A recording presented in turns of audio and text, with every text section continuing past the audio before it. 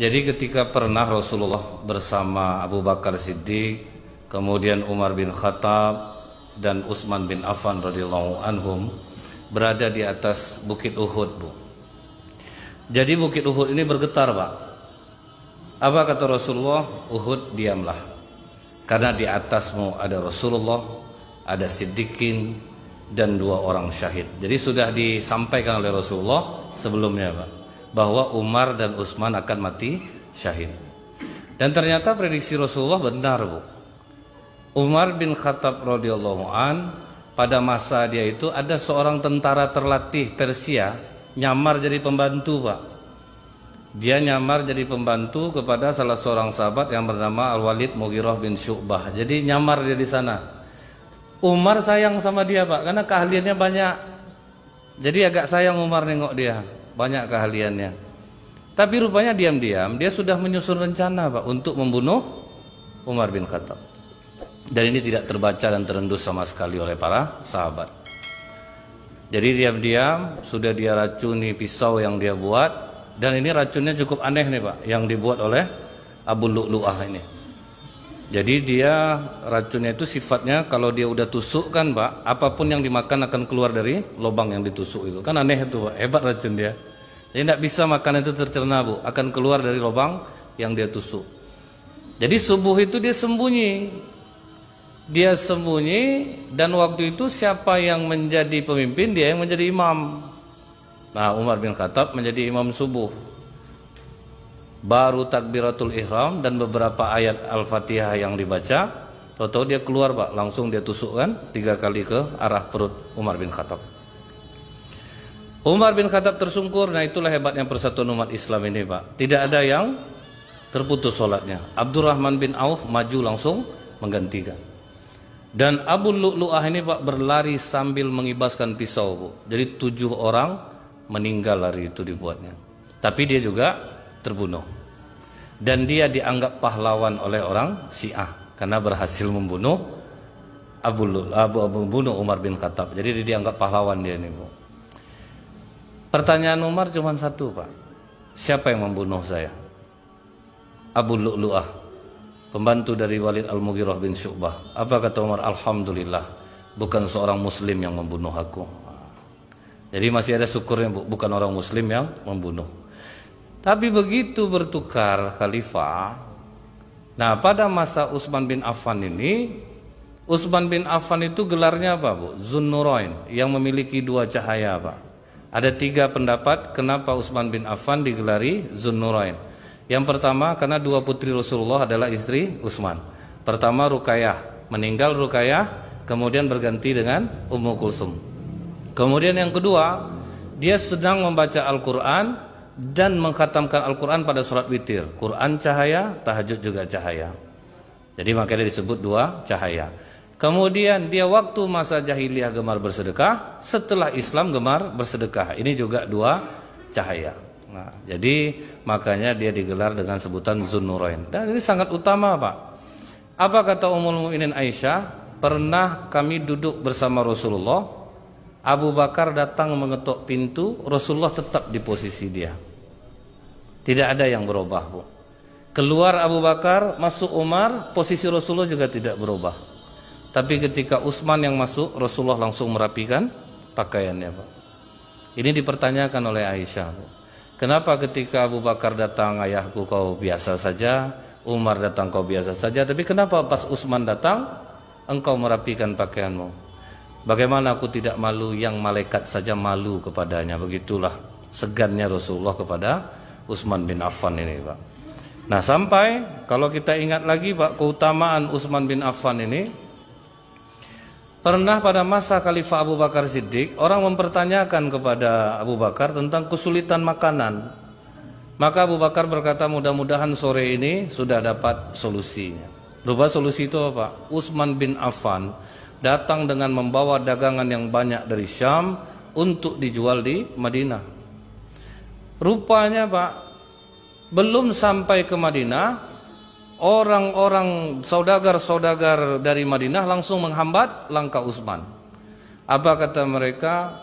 Utsman, jangan masuk dulu ke Madinah.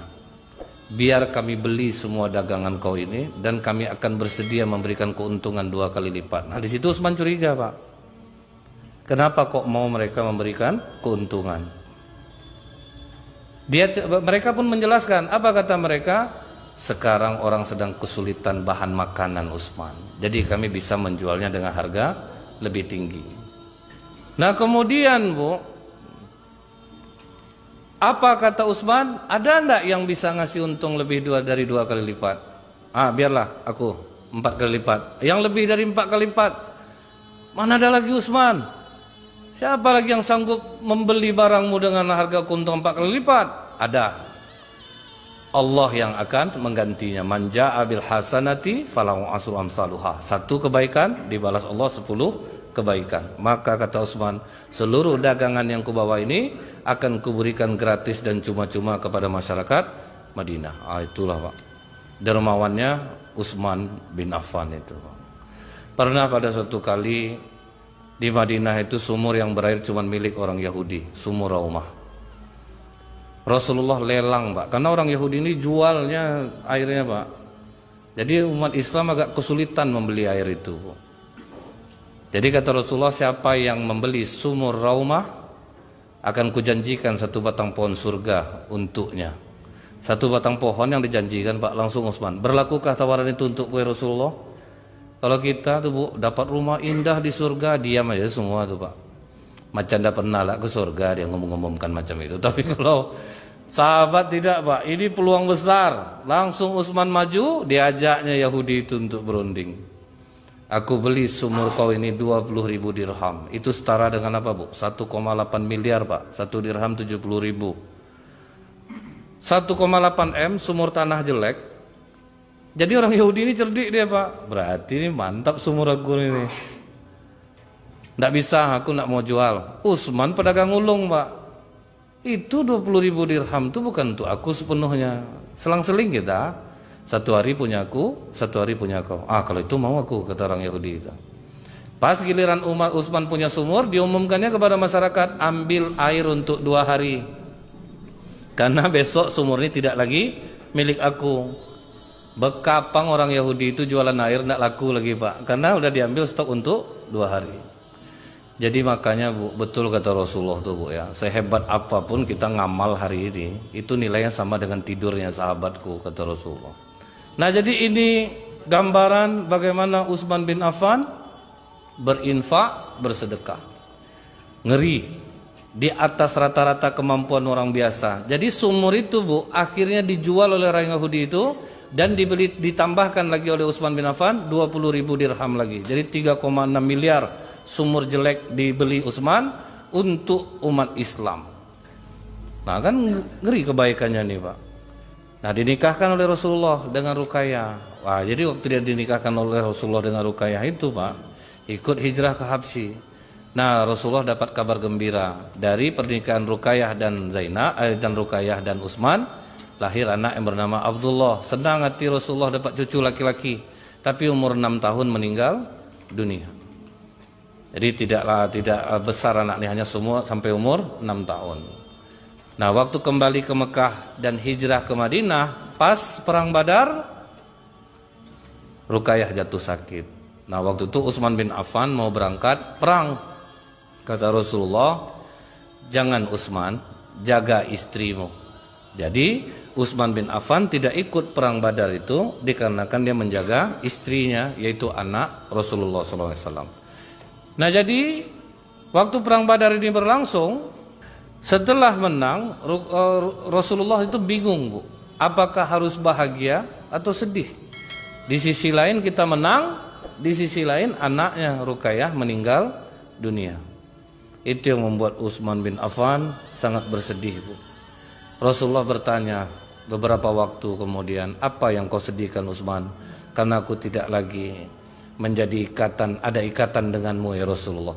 Kata Rasulullah, aku masih punya anak Ummu Kulsum. Kau nikah sama dia. Nah nikahlah sama Ummu Kulsum. Utsman banyak jasanya terhadap Islam. Tetapi akhirnya Pak, fitnah kembali terjadi. Nah inilah bahayanya berita hoax ini Pak ya. Berita hoax itu dia sebentar tapi efeknya besar, Pak. Ini yang ngerinya gitu sekarang ini. Makanya di dalam surah Al-Hujurat ayat 6 itu Allah sudah ngasih rambu-rambu sebetulnya kepada kita, Pak. A'udzubillahi minasyaitonirrajim. Ya ayyuhalladzina amanu in ja'akum fasiqun binaba'in fatabayyanu an tusibu qauman bijahalah fatusbihu ala ma fa'altum nadimin. Wahai orang-orang beriman, jika seorang yang fasik datang kepada membawa satu berita, maka telitilah kebenarannya, agar kamu tidak mencelakakan suatu kaum karena kecerobohan kamu dan akan membuat kamu menyesal. Nah, ini yang hati-hati kita, Bu. Di zaman Utsman kena nih, Pak. Namanya Abdullah bin Sabah, orang Yahudi masuk Islam dan melihatkan keislaman yang baik, Pak. Dan orang sangat simpati kepadanya. Rupanya dia punya misi, Bu, untuk menjatuhkan Utsman bin Affan. Digorengnya lah isu perang Badar itu. Utsman tidak ikut perang Badar tapi jadi ahli Badar. Utsman memberhentikan sahabat-sahabat senior diganti dengan yang muda-muda. Kemudian Utsman membagi-bagi onta sedekah. Isu ini digoreng. Dicoba di Mekah, gagal. Dicoba di Madinah, tambah gagal. Dicobanya ke Syam, malah diburu orang. Dia pergi ke Mesir, mulai dapat masa. Dia pergi ke Irak, dia tambah dapat masa. Nah, datanglah, Pak, rombongan ini untuk mendemo Khalifah Utsman. Akibat berita hoax. Datang dia membawa berita hoax, tapi hebatnya Utsman bin Affan radhiyallahu an, ditemuinya pendemo ini, Pak. Apa masalah kalian sama aku? Kau tidak ikut perang Badar, kenapa jadi ahli Badar dan mendapatkan ghanimah? Kemudian kau memberhentikan sahabat yang senior, kau ganti yang muda-muda. Dan kau membagi-bagi onta sedekah. Nah, Utsman bin Affan bisa menjelaskan. Waktu perang Badar, anak Rasulullah, istriku sedang sakit. Rasulullah memerintahkan aku untuk menjaga anaknya. Apakah salah aku menuruti perintah Rasulullah yang sebenarnya aku ingin ikut ke Badar? Baru mengangguk-angguklah pendemo ini, Pak. Yang kedua, kau membagi-bagi onta sedekah. Jangankan aku, Rasulullah untuk kurma saja itu pun dipisahkan oleh Rasulullah, mana kurma sedekah, mana yang tidak. Bahkan pernah cucunya termakan kurma sedekah itu, apa kata Rasulullah? Muntahkan, dicongkel oleh Rasulullah, Pak, suruh muntahkan. Apalagi ini onta, makanya aku pisahkan mana onta sedekah, mana tidak. Kemudian kau memberhentikan yang senior, kau ganti dengan anak muda. Kalian ingat enggak Usama bin Zaid, kata Utsman bin Affan, umur 16 tahun, tapi yang dipimpinnya siapa? Abu Bakar Siddiq dan Umar bin Khattab, Pak, dalam perang. Barulah pendemo ini menyadari dan mereka pergi dengan damai. Tidak ada yang anarkis, Pak. Pergi dengan damai. Abdullah bin Sabah tidak kehabisan akal. Dia buatlah surat kaleng, cap Khalifah Utsman bin Affan. Isinya, wahai gubernur Mesir, wahai gubernur Irak, kalau misalnya kalau misalnya mereka kembali ke daerahnya masing-masing, jangan dilupa penggal kepala mereka. Itulah isunya, Pak. Dan ini sudah susah untuk dibendung. Disuruh oleh Abdullah bin Sabah, seorang budak hitam, kau mau merdeka? Mau, kau bawa surat ini, kau lewat dengan gaya yang mencurigakan, supaya kau nanti dikejar oleh mereka. Begitu dapat, kan ditangkap kau nanti. Mau kemana kau? Aku mau ke Mesir, memberikan surat Khalifah Utsman kepada gubernur. Kan nanti dibuka mereka tuh, dibacanya. Dan berhasil. Oh, ini kurang ajar Khalifah Utsman ini. Udah mau kita pergi baik-baik, rupa disuruh penggal kepala kita. Tidak dikonfirmasi dulu, Pak, berita ini dengan baik-baik. Langsung emosi, semua balik ke tempat Utsman bin Affan. Begitu sampai, apa kata Abu Hurairah, bagaimana? Kata Utsman bin Affan, pulang semuanya. Jangan sampai gara-gara seorang Utsman bertumpah darah umat Islam. Makanya Utsman tetap bertahan. Nah, dikepung rumah Khalifah Utsman, Pak. Tidak boleh lagi ke Masjid Nabawi, padahal dia yang memperluasnya. Tidak boleh lagi mengambil air sumur Raumah, padahal dia yang membelinya. Nah, di 3 hari itulah, Bu, suasana sangat mencekam. Hari ketiga Khalifah Utsman sedang membaca Quran menjelang maghrib, pendemo mulai merangsek masuk. Dia kan pemandu sorak pertama nih itu Pak, itu membakar semangat. Akhirnya masuk semua Pak. Sahabat Rasulullah yang sudah uzur tua ini 83 tahun umurnya ditusuk. Akhirnya mati menggenaskan akibat berita hoax. Nah jadi yang terjadi apa lagi Pak?